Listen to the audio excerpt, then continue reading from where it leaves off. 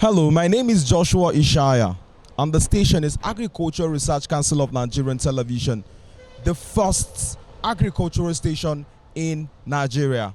And today the program is Back to Farm. Today on Back to Farm, we're going to be talking about flowers. Flowers are basically one of those plants that are used to beautify our homes, to also create a green area in whatsoever environment you tend to find yourselves. And today we're just going to be giving you a holistic story or history about how the flowers you see around your homes, you see in the city of Abuja, even the whole wide world, of how it came to be. So stay tuned, as we're also going to be sharing different types of flowers and what they signify. Stay tuned and come with us.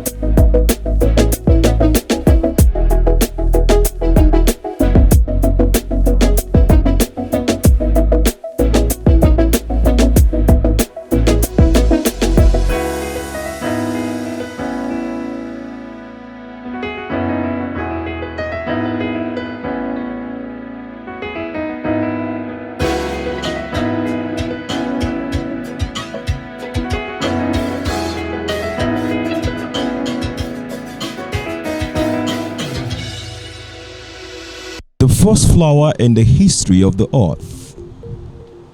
The origin of flowering plant is an unsolved mystery in biology. The Swiss botanist Jacques Schonneberger and an international research team have now calculated that the origin of flower might have looked like Schonneberger in an interview on radio. Flower might have looked like the question of so-called bisexual plays an important role. The origin of flower combined both female and male organs, or were these divided separately between male and female flowers? We found out that origin of flowers very likely combine both sexes in one flower. This is a question that has preoccupied botanists for about 200 years. We hope to finally find an answer. The first flowering plants appeared around 140 million years ago in the Cretaceous period, when dinosaurs were still living on Earth. Its origin and its rapid evolution were already described by Charles Darwin as a terrible mystery. It is still one of the greatest unsolved mysteries in biology today. Where do flowers come from? Where do trees come from? Plants and flowers all come from. What would the first flower in the history of Earth have looked like? For centuries, these questions has puzzled mankind and brought upon a question for the origin of species. Every year, thousands of students write research papers, expository essays on these topics, or hire professionals, academic writers to do my paper for them. Research by Swiss botanist Professor Dr. Jung, French evolutionary biologists and botanists have surveyed a team of scientists from the E-Flower project indicate that the first ever flower in the history of Earth is 140 years ago, looked like magnolia and was a bisexual. Now, can the primordial flower be compared with the flower of today's plant? Schonneberger, for some characteristic, it is quite comparable to today's flowers. For example, it was probably threefold, that is, the organs were arranged in circles of 3, but today there is no direct comparable living species. The primordial flowers differed in various characteristics from all of the flower species living today. Flowers with history. Scientists say that there are over 270,000 species of flowers that have been documented and are living in the 21st century. And scientists again have yet to answer basic questions about these marvels of beauty. What led to their amazing diversity? Are there flowers that have not changed much during the evolution of this planet? The first plant fossils found were woody Mongolia, like plants dating back 93 million years ago. Paleobotanists have more recently uncovered tiny herb-like flower fossils dating back 120 million years. Flowering plants called angiosperms by scientists are believed to be already diverse and found in most locations by the middle of the Cretaceous period, 146 million years ago. A myriad of images of preserved flowers and flower spots in every fine detail have been found in fossils located in Sweden, Portugal, England, along the eastern and Gulf coast of the United States.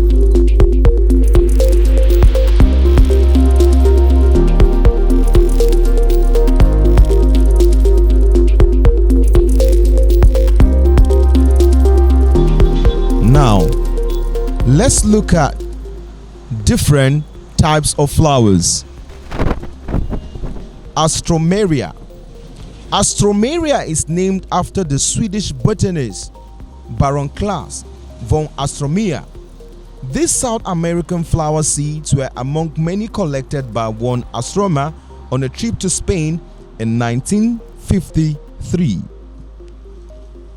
There are over 600 species of aster, the most popular being the Motocasino. Ancient people believe that the odor of its leaves, when burnt, drove away serpents. The English gave this flower two names, asters and starworts. Aster is the Latin for star and referred to its star-like shape. What meant Ruth, with significant plants with healing properties, and asters were laid on the graves of French soldiers to symbolize this wish that the things had turned out differently. The next flower we're going to be looking at is the calendula. The calendula is a member of the marigold family and was traditionally valued as an herb rather than its bright yellow blossoms. The Romans used calendula mixed with vinegar to season their meat and salad dishes. Calendula blossoms in wine were purported to soothe indigestions, and the petals were used in ointments that cured skin irritations, jaundice, sore eyes, and toothaches. Very early Christians called this flower marigolds and placed it by statues of the Virgin, and again associated with religion and healing. Calendula is the most cared flower of the ancient India. Its flower hills were used to make garlands with adorned holy statues. The Calendula genus name war calendar means throughout the month. Like sunflowers, calendula's flower head follows the sun. The next is the carnation. The carnation has been cultivated for the last 2,000 years, and they hail from the Near East. It is said that the name carnation comes from Greece, which means flesh, refers to the origin color of the flowers, or perhaps the word incarnation, which refers to the incarnation of flesh. Another possibility, carnation could come from coronation or coron flower garlands, as it was one of the flowers used in Greek ceremonial crowns. This popular flowers was also dentus by the Greek Theophrastus. The next flower we're going to be talking about today is chrysanthemum. The chrysanthemum had been cultivated in Chinese garden for more than 2,500 years before they were first exhibited in England in 1795. The ancient Chinese named the chrysanthemum Chuha to be their official flower for October and also the official badge of the old Chinese army. Mums were considered one of the 4 Chinese noble plants, along with bamboo, the plum, and the orchid. and therefore the lower class Chinese were not permitted to grow them in their gardens. Visiting Buddhist monks brought the chrysanthemum to Japan in 400 AD. Japanese emperor so loved this flower that they sat upon chrysanthemum thrones, and kikos, chrysanthemums in Japanese, were featured in the imperial crest of Japan. Even today, the chrysanthemum is a symbol of the sun, and the orderly unfolding of the moon's petals denotes perfection. One of their tradition is to put a single chrysanthemum petal on bottom of a wine glass to sustain a long and healthy life. This popular perennial name is derived from the Greek chrysos, gold, and athos, flower. In Italy, chrysanthemums are associated with death, so don't give it an Italian girl friend a bouquet of chrysanthemums.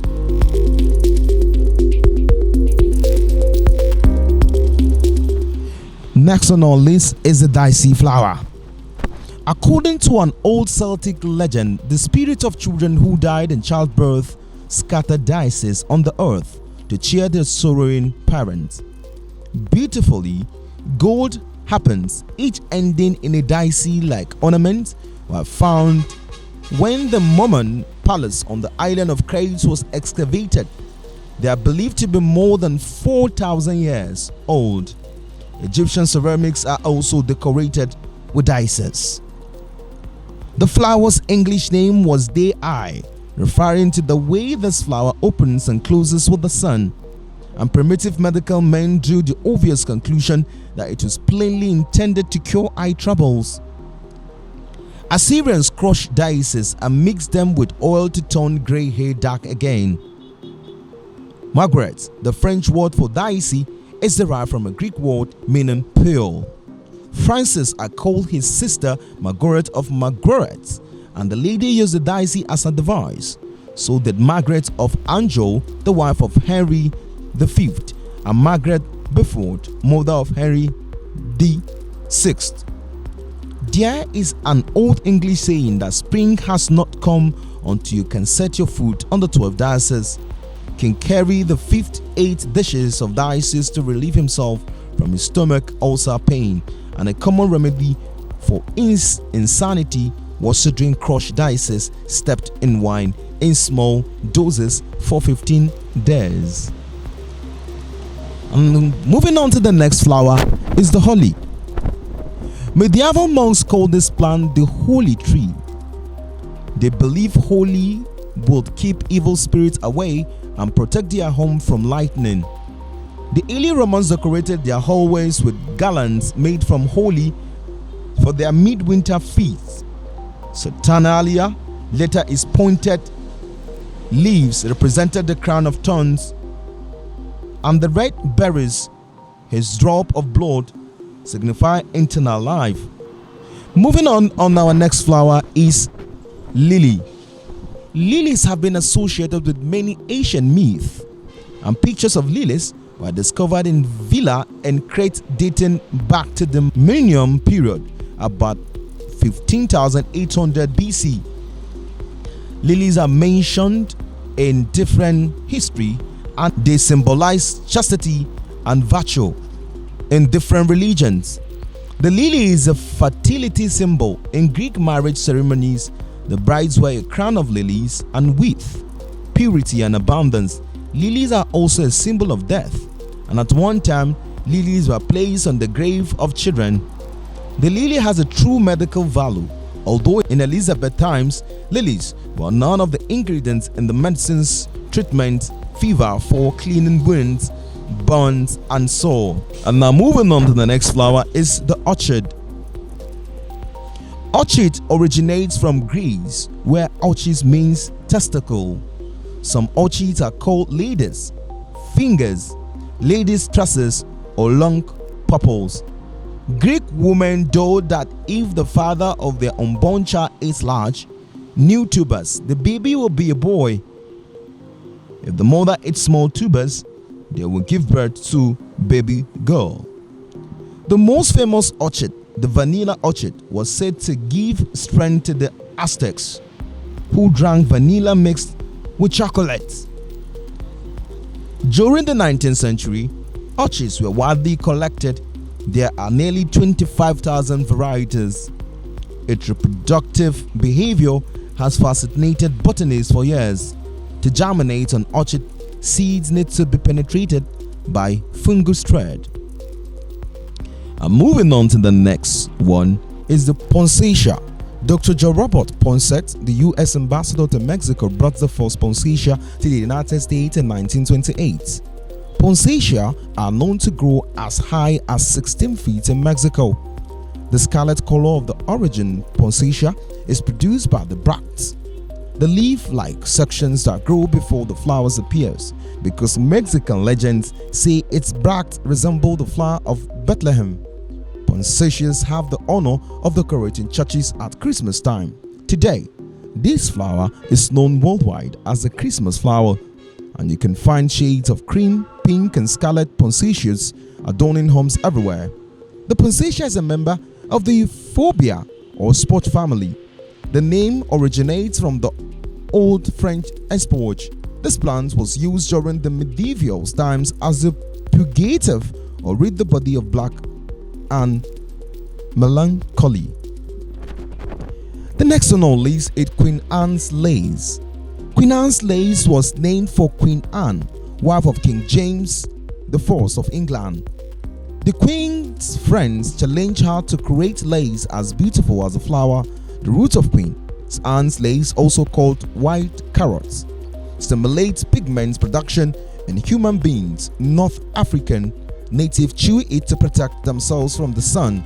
Tiny herb-like flower fossils date back 120 million years. Now, the next on our list is one of the most popular flower, the rose flower. Molecular biologists who use DNA molecules to estimate age can trace rose back some 200 million years ago. Empress Josephine of France collected 2,562 different roses. The legend takes roots. Chloris, goddess of flowers, crowned the rose as queen of flowers. Aphrodite presented a rose to her son Eros, god of love. The rose became a symbol of love and desire. Eros gave the rose to Hippocrates, the god of silence, to induce him not to gossip about his mother's amorous indiscretion. Thus the rose also became the emblem of silence and secrecy. In the Middle Ages, a rose was suspended from the ceiling of a council chamber, pledging all present to secrecy or sub rosa under the rose. The false cultivated roses appeared in Asian gardens more than 5,000 years ago. In ancient Mesopotamia, Sargon, king of the Akkadians, brought vines, figs, and rose trees back from a military expedition beyond the river Tigris. Confucius wrote that during this life, the emperor of China owned about 600 books about the culture of roses. The Chinese extracted oil of roses from the plants grown in the emperor's garden. The oil was only used by nobles and dignitaries of courts. If a commoner were found in possession of even the smallest amount, he was condemned to death. Roses were introduced to Rome by the Greeks. During feasts, young men and women in Athens adorned a crown of roses and danced naked around the temple of Hymen. They symbolize the innocence of the Golden Age. During Roman public games, all the streets were strewn with rose petals. Rich Romans provide for the maintenance of huge rose gardens for the gravesites. Believing they were pleasing the spirits of the dead, Egyptians' wall painting depicting roses have been found in tombs dating from the 5th century before Christ to Cleopatra's time. Cleopatra had a passion for everything Roman, and she is said to have scattered rose petals before Mark Antony's feet. Nero was wild about roses. During lavish Roman dinner parties, rose petals rained down from the ceiling of his banquet halls. Roses were introduced to Europe during the Roman Empire, where they were mainly used for ornamental purposes. Early Christians saw the rose as a symbol of paganism, orgy, and lust. Tertullian wrote an entire volume against the flower in about 202 AD, and Clement of Alexandria forbade Christians to adorn themselves with roses. Slowly, the church absorbed some aspect of paganism by changing them. The Virgin King Colbert had a rose garden planted for the Queen in Paris. Charlemagne ordered the cultivation of roses at many. Leo V, elected Pope in 1084, sent a golden rose to Favot. Monarch masterpieces created by the goldsmiths returning from the Seventh Crusade, Talbot V, Count of Bridge and Champagne and King of Navarre, brought back rose bushes from Syria for his wife. Thereafter, the French embraced the cultivation of roses, especially the town of Rouen. The rose became an important heraldic symbol during the War of Roses. The House of York was symbolized by a white rose, the House of Lancaster by a red rose. Empress Josephine of France started her rose collection at Malmaison in 1804, and with 10 years, she had collected every non-species. By 1829, her garden contained 2,562 different roses. Possessions for roses spread from France to the British Isles, then throughout Western Europe, and finally to America and Australia. Rose hips, the fruit produced after the flowering season, were used for the prevention of scurvy, and today we make rose teas. Usually, we think first of oranges when we need vitamin C. They contain 49 of vitamin C per 100 grams of pulp. On the other hand, rose hips from the species Rosa rugosa contains 2,275 to 6,975 mgs of vitamin C per 100 grams of pulp. With that, we move on to the next, which is the snapdragon. We know that snapdragons were common in the earliest gardens, but their actual origin is not known. Some botanists believe they grew wild in Spain and Italy in the British countryside. Children would gently squeeze the side of the flower to open close dragon's mouth. And now moving on to the next flower is the tulip. Over 8,000 years ago, tulips grew wild in Persia, and near Kabul, the great Mughal Babur counted 33 different species. The word tulip is thought to be a corruption of the Turkish word for turbans. Persian poet sang its praises, and the artists drew and painted it so often that all of Europe considered the tulip to be the symbol of the Ottoman Empire.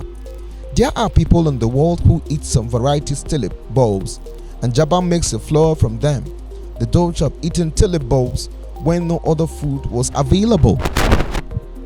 Wealthy people began to purchase tulip bulbs that were brought back from Turkey by Venetian merchants in 1910. Fashionably, French ladies wore corsages of tulips, and many fabrics were decorated with tulip designs in the 17th century. A small bed of tulip was valued at about 15,000 to 20,000 francs. The bulb became a currency, and their valve was quoted like stocks and shares. Tulip mania flourished between 1634 to 1637, just like the California gold rush. People abandoned jobs, businesses, wives, homes, and lovers to become tulip growers. The frenzy spread from France through Europe to the lower countries. It is recorded that a Dutchman paid 36,000 bushels of wheat, 72 of rice, 4 oxen, 12 sheep, and 8 pigs, 2 barrels of wine and 4 of beer, 2 tons of butter, 1,000 pounds of cheese, a bedclothes, and a silver cup for 1 viceroy bulb. Hopefully, he didn't eat. The crazed population was obsessed beyond reason. According to Shaw, one buyer paying 12 acres of land, another buyer paying with his new carriage and 12 horses. The best story, after paying for a bulb which is weight in gold, the new owner heard a cobbler possessed the same variety. He bought the cobbler's bulb and crushed it to increase the value of his first bulb. The Dutch shipped hundreds of thousands of tulip bulbs to Ottawa, Canada after World War II to show their gratitude to Canadian soldiers for freeing Holland from the German occupation and for welcoming Queen Maria to reside in Ottawa while the war raged on. The wealthy speculated on tulip shares. The word bulbs is derived from mania. Speculators held their meetings at the house of the noble family Van Boers. Most of the bulbs were grown in Flanders by monks. Bulbs were traded like stock using paper representation of ownership. About 10 million bulbs were represented in the market. In 1937, speculations became illegal, and many people, especially in Holland, were ruined as prices fell. An 18th century manuscript notes that the Sheikh Mohammed Lazira, official tulip grower of Ahmed, counted 1,325 varieties. Tulips were still popular, and there are many exotic varieties that are enjoyed in our gardens today. And lastly, on varieties of flowers today on Back to Farm is the violet. When Napoleon married Josephine, she wore violets, and on each anniversary, Josephine received a bouquet of violets. Following Napoleon's lead, the French Bonapartists chose the violet as their emblem and nicknamed Napoleon Corporal Violet in 1814. Napoleon asked to visit Josephine's tomb before being exiled to the island of St. Helena. When he died, he wore a locket around his neck that contained violets.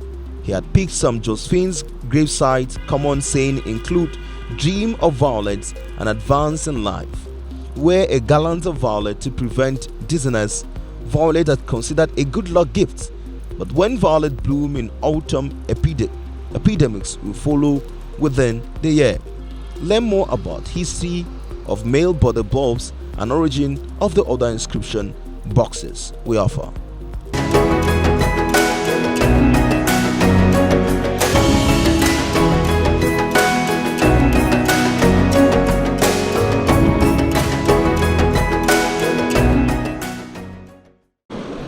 This is Agriculture Research Council of Nigeria. On that word, we come to the end of the program Back to Farm. And of course, today, like we actually took you around, we brought you to a flower garden here in Airport Road, Abuja, to tell you all you need to know about flower culture, horticulture, whatsoever name you choose to call it. It's all about flowers. Flowers beautify our homes. They make everything actually looking pleasant and beautiful in our offices and areas. So I'm sure with the names of flowers we've shared to you, you decide which one you intend to keep in your homes. Or better say, if you are watching, like the program is Back to Farm, its entire youth, is to make you understand. In fact, you can see a car now moving with load trucks of flowers, meaning someone actually had a supply of them. So the demand for flower is actually high. This is something you can venture into with no or low capital, and believe me, it's actually lucrative. Until some other time, my name remains Joshua Ishaya. See you same time, same station on the program Back to Farm. Bye for now.